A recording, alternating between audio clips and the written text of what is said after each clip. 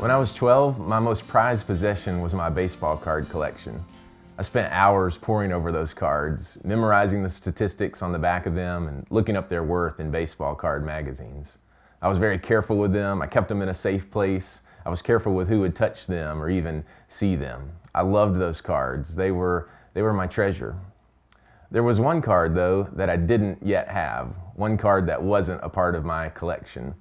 It was a 1989 Upper Deck Ken Griffey Jr. rookie card. I loved that card. I'd never seen it, only seen a picture of it in a magazine, but I had to have it.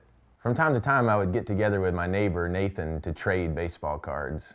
Nathan was older than me, 15 or 16. He was in high school, rode a four-wheeler, worked with livestock. To me, he was the coolest guy on the planet. To boot, he had this incredible baseball card collection. He kept his in these 3-ring binders in protective sleeves. And one day as I was flipping through his collection, I saw the card, my card.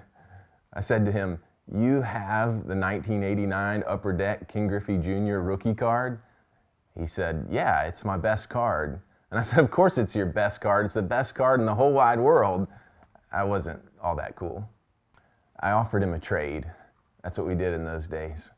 I put all of my favorite cards on the trading block for that one card, and Nathan refused. You see, he knew and I knew that I could put all of my cards out there and it wouldn't equal the value of that one card, so no trade.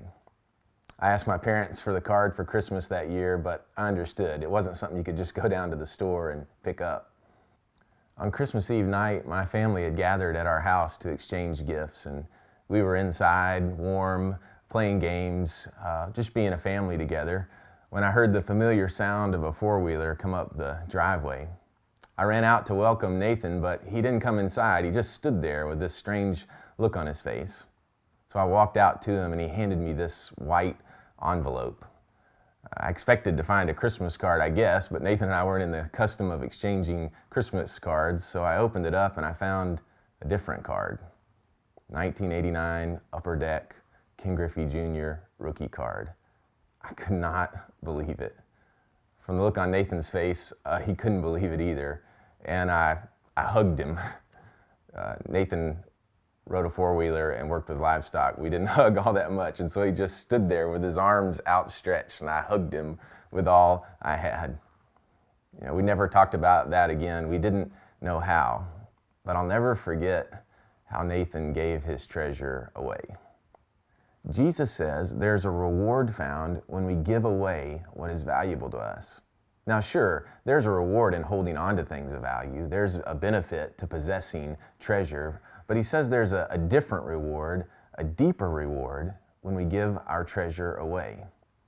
He's not talking about the reward found when we get recognized for doing something good or for giving something to someone or something. We do that with good intentions and we get the affirmation that comes with recognition, but Jesus is talking again about something different. He makes a strange statement. He says, what would happen if we gave with our right hand and our left hand didn't even know what we were doing? He's talking about what happens when we give because of the love that God has given to us. Part of the reward, I think, is getting to join in on the things of God. God is doing great things and He invites us to be a part of it.